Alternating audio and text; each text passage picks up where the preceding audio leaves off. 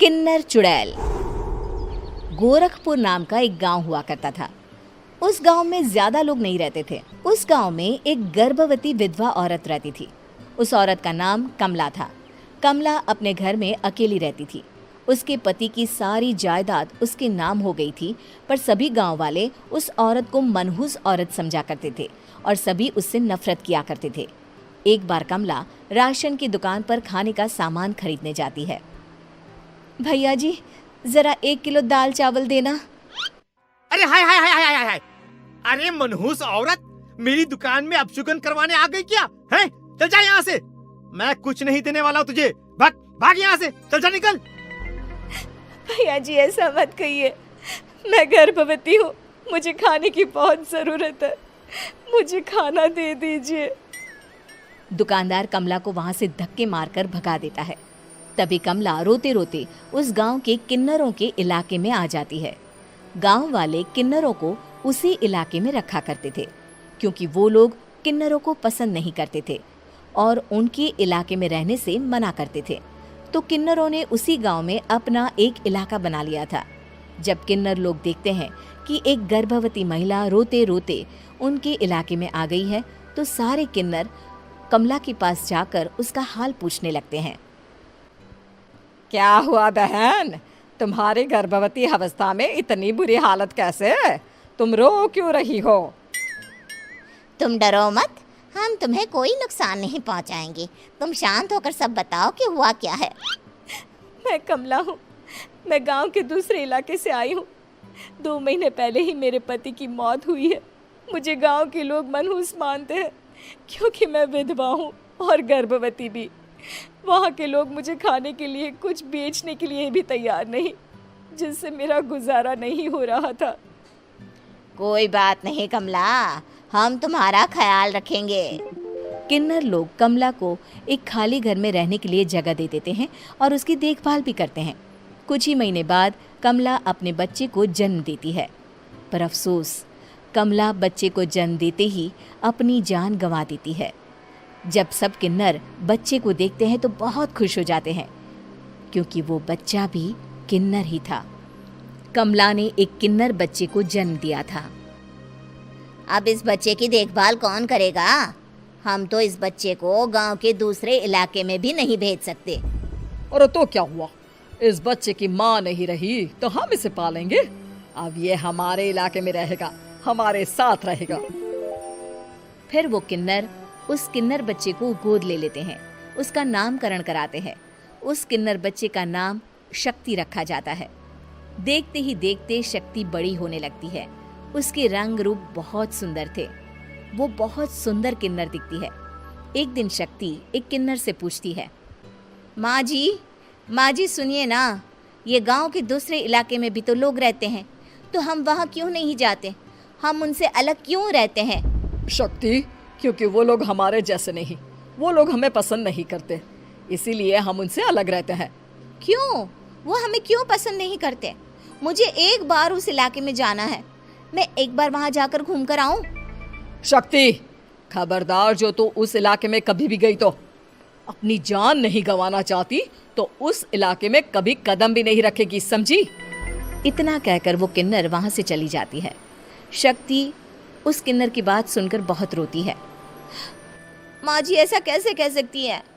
उन्होंने इतनी सी बात के लिए मुझे इतना डांटा। अब तो मैं उस इलाके में ज़रूर जाऊंगी। फिर एक दिन शक्ति गांव के दूसरे इलाके में चुपके से जाती है। ये लोग तो हमारे जैसे ही इंसान हैं, तो ये हमसे नफरत क्यों करते हैं? जब शक्ति उस इलाके में पहुंचती है तो गांव के सारे आदमी उसके रूप से मोहित हो जाते हैं। वो लोग ये अंदाज़ा नहीं लगा पाते कि वो किन्नर है। शक्ति की सुंदरता देखकर सारे गांव वाले उसकी तारीफ करने लगते हैं। तभी गांव का चक्कर लगाने गांव के जमींदार का बेटा हर्ष वहां पहुंचता है। हर्ष भी दिखने में बहुत सुंदर होता है। जब हर्ष ने शक्ति को देखा तो वो भी उससे मोहित हो गया, और जब शक्ति की नज़र हर्ष पर पड़ी तो वो हर्ष को देखकर मोहित हो गई। आपको पहले कभी इस गांव में देखा नहीं। इस गांव में आप नए हैं क्या? जी नहीं, वो मैं बस। तभी शक्ति बोलते बोलते रुक जाती है और मन में सोचने लगती है, अगर मैंने इनको बता दिया कि मैं दूसरे इलाके से आई हूँ तो वो समझ जाएंगे कि मैं किन्नर हूँ, इसलिए मुझे इनसे झूठ ही बोलना पड़ेगा। शक्ति हर्ष को कहती है, जी हाँ, मैं इस गांव में नई आई हूँ, यहाँ अकेली रहती हूँ। वैसे आप कौन है? आप भी इसी गांव में रहते हैं? जी हाँ, मैं इस गांव के जमींदार का बेटा हूँ। आपको किसी भी चीज की जरूरत पड़े तो आप मुझे बता देना, मुझे अच्छा लगेगा। ऐसे ही शक्ति और हर्ष एक दूसरे से रोज मिलने लगते। वो दोनों अपने प्यार का इजहार करने एक दूसरे से मिलने जाते हैं। तभी शक्ति का पीछा करते करते एक किन्नर वहां आ जाती है। शक्ति, मैं तुमसे बहुत प्यार करता हूँ। मैं तुमसे शादी करना चाहता हूँ। क्या तुम मुझसे शादी करोगी? हाँ हर्ष, मैं तुमसे शादी करूँगी, पर मैं तुमको अपने बारे में एक सच्चाई बताना चाहती हूँ जो मैंने तुमसे छुपा कर रखी है। तभी उनके बीच में ही वो किन्नर आ जाती है। शक्ति, तेरी हिम्मत कैसे हुई ऐसा करने की? वो किन्नर शक्ति को खींचकर गांव के जमींदार के पास ले जाती है। हर्ष भी वहां शक्ति को बचाने के लिए पहुंच जाता है। जमींदार शक्ति और हर्ष के प्यार के बारे में सुनकर गुस्से में आ जाता है और शक्ति को गांव के बाहर निकालने की सजा देता है। शक्ति ये बात सहन नहीं कर पाती और कुएं में कूदकर अपनी जान दे देती है। जमींदार हर्ष की शादी गांव की एक लड़की से करवा देता है, पर हर्ष इस शादी से खुश नहीं होता।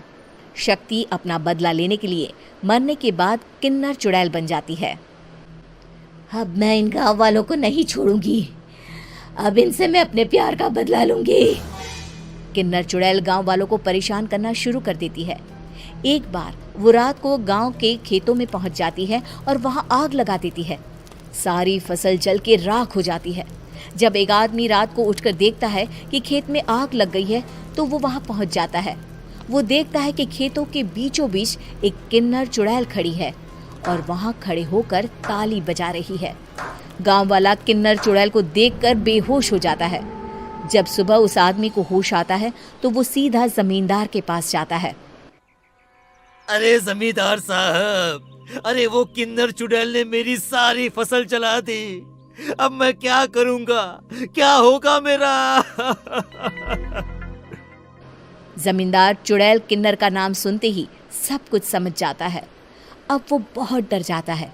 उसी रात को जब जमींदार डर के मारे अपने कमरे में सो नहीं पाता, तभी वहां अचानक से किन्नर चुड़ैल आ जाती है। किन्नर चुड़ैल जोर जोर से जमींदार के आगे खड़ी होकर हंसने लगती है और ताली बजाने लगती है। जमींदार उस डरावनी किन्नर चुड़ैल को देखकर बहुत डर जाता है। तूने मेरे साथ बहुत बुरा किया, अब मैं तुझे जान से मार दूंगी। नहीं नहीं नहीं नहीं नहीं, मुझे माफ कर दो, मुझे मत मारो। मैं कभी ऐसा दोबारा नहीं करूंगा। अब तुम जो बोलोगी वही मैं करूंगा। ठीक है, मैं चाहती हूँ कि किन्नर इलाका गांव के इलाके से जुड़े और गांव का कोई भी आदमी किन्नर समाज से द्वेष ना करे, उससे नफरत ना करे, नहीं तो मैं सारे गांव को मार दूंगी। और तुम गांव में एक नया कानून बनाओ कि अगर किसी ने भी किन्नर समाज को हानि पहुंचाने की कोशिश भी करी या इनसे भेदभाव करने की भी कोशिश करी तो उनको कड़ी से कड़ी सजा मिलेगी। हाँ हाँ हाँ हाँ, मैं ऐसा ही करूंगा। तुम जो बोलोगी वो मैं करूंगा, पर मुझे जाने दो प्लीज। तब वो किन्नर चुड़ैल वहां से चली जाती है। गांव का जमींदार किन्नर चुड़ैल का कहा मानते हुए दोनों इलाकों को एक कर देता है और नया कानून भी लागू कर देता है। तब से वहां किन्नर समाज और बाकी गांव वाले शांतिपूर्वक रहने लगते हैं।